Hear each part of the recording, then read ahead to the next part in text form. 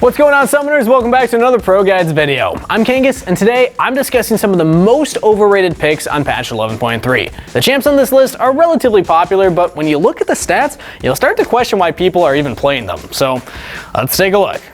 Starting off with top laners, we have Aurelia. With her fancy blade work, Aurelia has the potential to pull off some really nice outplays from time to time, but without absolutely perfect play, those times are pretty far between, and usually you'll just end up being run over by other stronger meta top laners. Other bruisers like Jax and Camille just beat you both in lane phase and even become much more powerful split pushers later in the game, while tanks can easily shut you down at pretty much all phases of the game, while also providing actual engage for team fights. All this isn't to say that Aurelia is an absolutely unviable champ.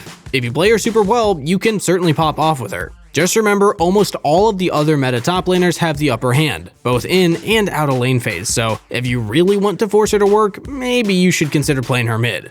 Aurelia used to be super busted, but now she feels much more balanced, but that leads us to our question of the day. What champ do you think is perfectly balanced? We often cover the best and worst champs patch to patch, but we want to know what champs you think are in a really healthy spot, where you have clear strengths, weaknesses, and counterplay. Most people like to cite Jhin for this one, but for me, I actually think it might be Warwick. At no point in the game does he either feel useless or overbearing. He's got strong dueling and pick potential, but you can also just kite him to a degree, and his ultimate is dodgeable. Oh, and he isn't necessarily the best team fighter. He's got strengths, he's got weaknesses, and plenty of counterplay. That's mine, but let me know yours in the comments below.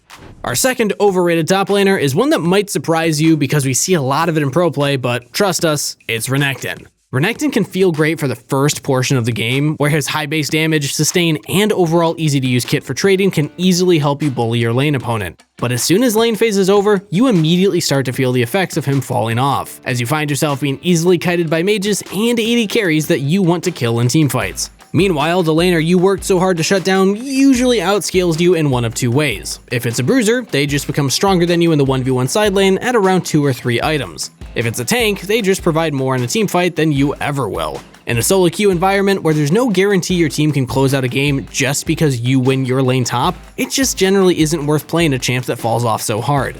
The main reason Renekton falls off is because of how easy it is to kite him out. No matter how fed he is, if he can't touch you, he can't hurt you. If you're really adamant about succeeding on him, consider picking up Prowler's Claw or Stride Breaker as your mythic instead of Gore Drinker to help you stick onto your targets. Now, let's take a look at some junglers. Our first pick here is Lilia. While she does some of the fastest jungle clearing in the game, Lilia is just an awkward jungler to work around in a solo queue environment. Despite her quick clear, her early game gank pressure is practically non-existent, and since she's so short-ranged and squishy, she's easily evaded. Try saying that 5 times fast. Oh, and she's bullied by the OP meta picks like Kha'Zix and Udyr, so that doesn't help. Even pro players find it hard to make Lilia work. Even though she has a relatively high presence rate in professional games, her win rate is barely above 40%. So if a champ with easily exploited weaknesses struggles when the best of the best try to cover her flaws with near perfect teamwork, what makes you think your mid laner in solo queue is going to keep up those 2 caster minions to stop the enemy jungler and mid from contesting you in your jungle? Once you make it later in the game, Lilia can actually have a pretty big impact on a teamfight if she's able to land a flash Q into ult, but this is more reliant on the enemy team misplaying than anything else. And our second pick for the jungle is Lee Sin. Overall, through all of League's history, Lee Sin has been the most popular jungler by a huge margin in both pro play and solo queue. And while he is still pretty popular, he isn't particularly good. One problem is the lack of identity with the new items. There's just not a mythic that really stands out as the best in slot for him. The 2 most common mythics people have built on him have been Gore Drinker and Eclipse, and since both of those just got hit with pretty decent nerfs, things went from bad to worse for the Blind Monk. Another item-related problem is the loss of the Warrior enchantment item in the jungle. Since Lee is reliant on winning jungle early and snowballing his leads to teamfights, the removal of a cheap, efficient power spike means it's that much harder for him to get leverage in any early game lead that he manages to get. Like most of the other champs on this list, if Lee is played nearly to perfection, he can still work, but it takes so much effort to do so. Other champions can do just as much as him, or even more, all with less stress involved. And shifting our focus to the mid lane, we'll start off with Lucian. Lucian can be one of the most frustrating champs to lane against in the mid lane due to his ability to constantly close the gap and take a short bursty trade that can do half of your HP just for you moving up to last hit a minion. But due to this predictable aggression, good junglers usually know to camp Lucian lanes and often use his aggression against him. Most mid laners bring some form of utility, whether it's movement speed for allies, AoE shields, or CC, they pretty much all have something to fall back on when they're behind. In Lucian's case, there's nothing at all, so falling behind basically means the game is doomed if your allies can't funnel some gold to you.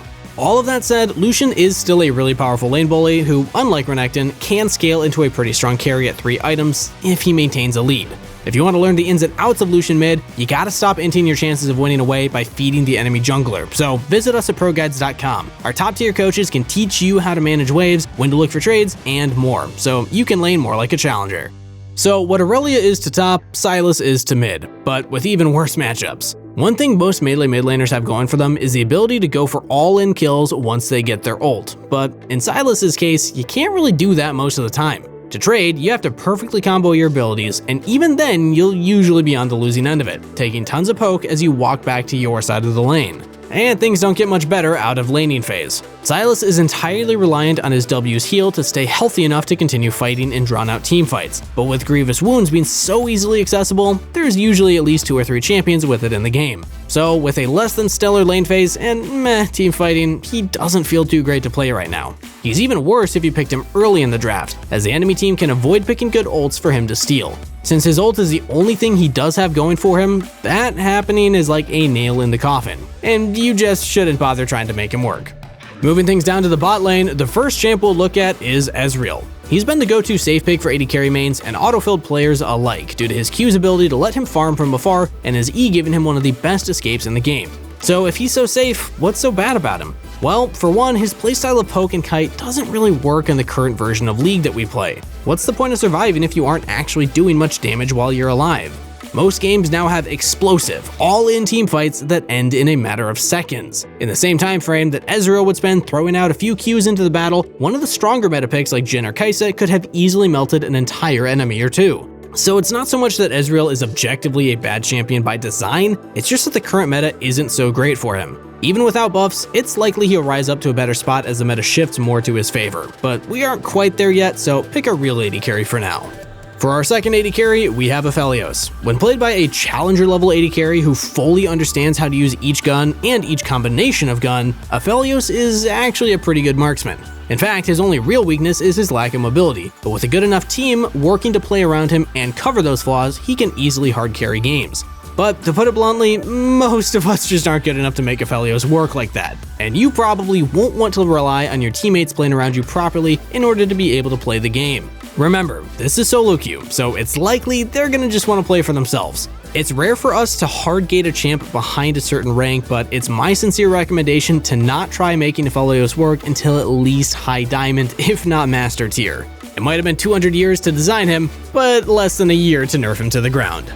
And finally, for our last section of champs, we're taking a look at my main position, support. Starting off with Senna. Her buffs on patch 11.2 actually put her in a pretty strong spot as an AD carry, but not as much as I was hoping as a support. The issue doesn't rely on Senna herself, because in a vacuum, Senna support sounds pretty strong. She stacks up souls faster than before, but the issue isn't her scaling. It's her lack of any real support functionality in the early game. Against aggressive lanes, you and your AD carry will be heavily punished for picking such a weak lane, constantly being jumped on with nothing to do about it. For Senna to reliably scale, she's best paired with a tanky champ that can stand between her and the enemy laner. This is why she works best as an AD carry. With all that in mind, if you still want to force Senna support to work, try taking her when the enemy takes a weaker passive lane, like Ezreal Yuumi. Since they won't be able to force all-ins on you, you're able to freely walk up and trade on them for souls every time it's off cooldown.